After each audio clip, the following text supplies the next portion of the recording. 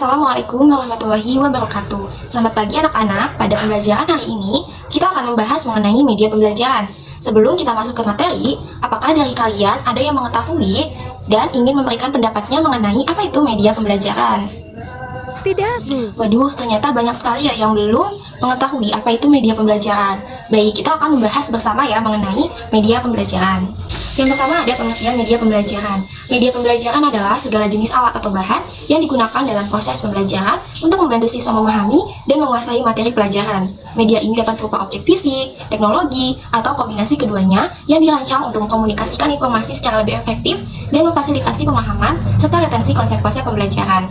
Media yang interaktif digunakan untuk memahami makna materi yang disampaikan oleh pendidik ataupun guru. Selain itu, alat ini juga berfungsi untuk memudahkan penerapan komponen-komponen sistem pembelajaran sehingga proses pembelajaran dapat berlangsung dengan baik dan suasana belajar menjadi lebih menyenangkan. Lalu selanjutnya ada fungsi media pembelajaran. Yang pertama ada mengatasi sikap pasif siswa, meliputi menimbulkan gairah belajar. Nah, media pembelajaran dapat membangkitkan minat dan motivasi belajar siswa, membuat mereka lebih tertarik dan aktif dalam proses pembelajaran. Hal ini dapat dilakukan dengan menggunakan berbagai jenis media, seperti film, slide, gambar, atau video yang dapat memvisualisasikan konsep yang abstrak menjadi lebih menarik dan nyata. Lalu yang kedua ada interaksi secara langsung antara siswa dan lingkungan. Media pembelajaran dapat memungkinkan interaksi langsung antara siswa dan lingkungan, misalnya dengan menggunakan simulasi atau tugas praktikum yang memungkinkan siswa berinteraksi dengan objek atau situasi yang sebenarnya. Hal ini dapat meningkatkan pengalaman belajar. Yang ketiga ada siswa belajar mandiri. Media pembelajaran dapat membantu siswa untuk belajar mandiri dengan menyediakan sumber belajar yang dapat diakses kapanpun dan dimanapun. Lalu hal ini memungkinkan siswa untuk belajar sesuai dengan kecepatan dan gaya belajar mereka sendiri. Jadi mereka dapat menyesuaikan itu, dan mereka juga dapat meningkatkan rasa ingin belajar dan pemahaman konsep pada dirinya. Lalu selanjutnya ada mengatasi perbedaan dan pengalaman yang berbeda, meliputi mengatasi keterbatasan ruang, waktu, dan daya indera. Media pembelajaran dapat membatasi keterbatasan ruang, waktu, dan daya indera. Misalnya dengan menyajikan objek yang terlalu besar atau kompleks dapat digantikan dengan yang realitas dan lebih kecil ataupun visualisasi. Hal ini memungkinkan siswa dengan kemampuan fisik yang terbatas untuk belajar dengan lebih mudah. Lalu ada menyamakan persepsi. Media pembelajaran dapat menyamakan persepsi antar siswa dengan memberikan pengalaman yang sama. Hal ini penting dalam pembelajaran yang memerlukan pemahaman yang sama, seperti dalam ilmu pengetahuan alam maupun ilmu sosialnya. Yang terakhir ada memberikan pengalaman yang tidak mudah diperoleh, meliputi 1.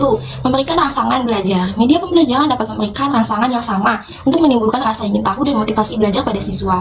Hal ini dapat dilakukan dengan menggunakan berbagai jenis media yang menarik dan interaktif seperti simulasi, game, atau video yang menarik. Lalu ada memperjelas pesan. Media pembelajaran dapat memperjelas pesan pembelajaran, terutama pesan yang abstrak atau kompleks.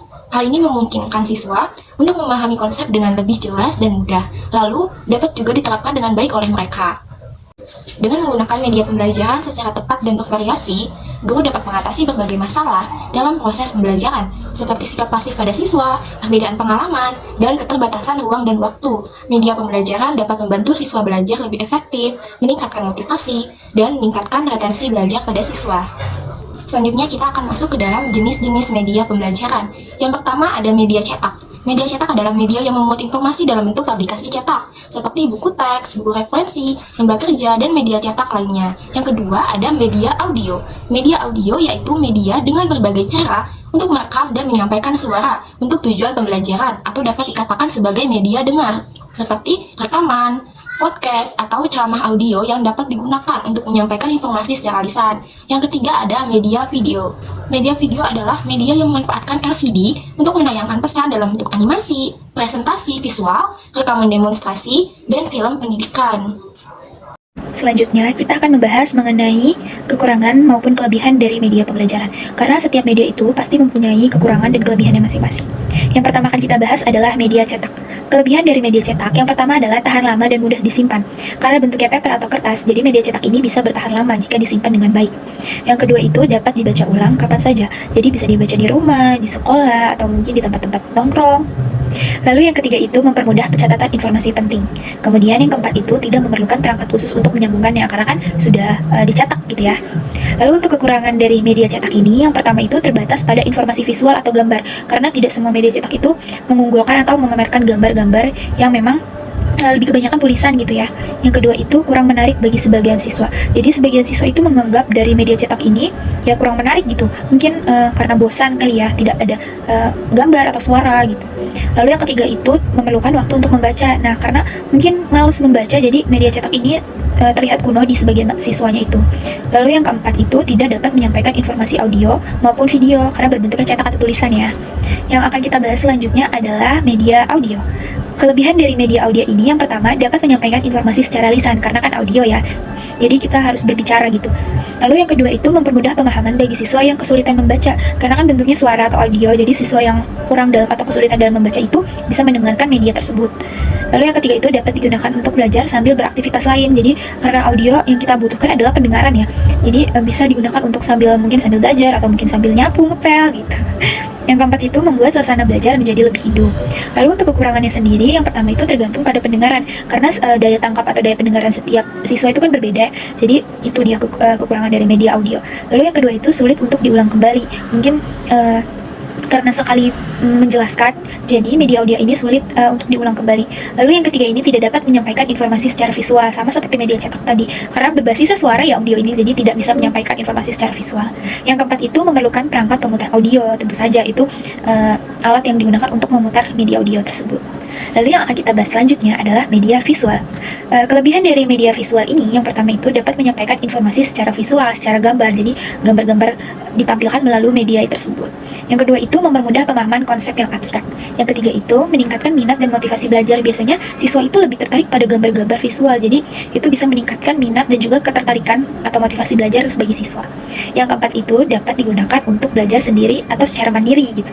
Untuk kekurangan dari media visual ini, yang pertama memerlukan perangkat visual tentunya. Yang kedua kurang efektif untuk menyampaikan informasi yang kompleks dalam bentuk kompleks gitu. Yang ketiga ini tergantung pada kemampuan visual tiap siswa atau tiap individu. Selanjutnya, kita akan membahas mengenai prinsip pemilihan media pembelajaran yang baik atau yang efektif. Nah, prinsipnya itu, yang pertama itu ada kemudahan akses. Kemudahan akses ini dibagi menjadi 3 bagian.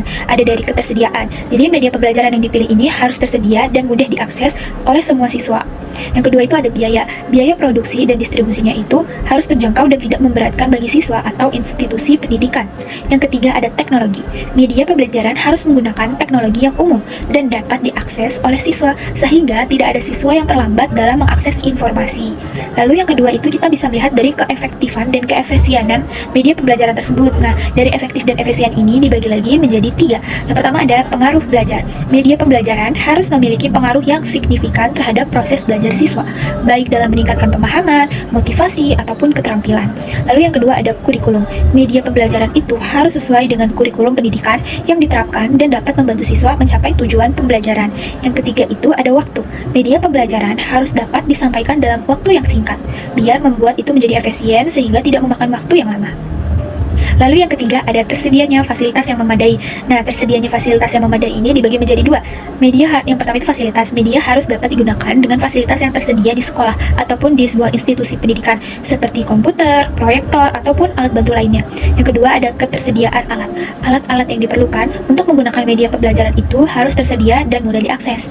Yang keempat ada menstimulus komunikasi 2 arah. Nah, komunikasi dua arah ini dibagi menjadi 2. Yang pertama ada interaksi. Media pembelajaran harus memungkinkan interaksi 2 arah antara guru maupun antara siswa gitu, sehingga guru dapat menilai kemajuan belajar siswa dan siswa itu dapat memberikan umpan balik. Lalu yang kedua itu ada pengalaman. Media harus memberikan pengalaman belajar yang interaktif dan juga dinamis, sehingga siswa itu dapat terlibat secara aktif dalam proses belajar. Lalu yang terakhir ada dukungan dari pemegang kebijakan. Dukungan pemegang kebijakan ini dibagi menjadi 2. Ada pendukung, jadi media itu harus mendapat dukungan dari pemegang kebijakan seperti kepala sekolah atau pimpinan lembaga pendidikan untuk memastikan bahwa media yang dipilih itu sesuai dengan kebijakan dan standar yang berlaku. Lalu yang kedua itu ada koordinasi. Media harus dikoordinasikan dengan baik dengan kurikulum dan juga program pembelajaran yang ada sehingga tidak terjadi konflik atau kesalahan dalam implementasinya. Baiklah anak-anak, sekian dari pembelajaran kita hari ini mengenai media pembelajaran. Tadi kita sudah membahas mengenai pengertian media pembelajaran, fungsi media pembelajaran, jenis media pembelajaran, kekurangan dan kelebihan media pembelajaran, dan terakhir tadi mengenai prinsip pemilihan media pembelajaran. Semoga penjelasan dari video ini dapat membantu meningkatkan pengetahuan dan pengalaman kalian mengenai media pembelajaran, dan semoga video ini dapat kalian mengerti.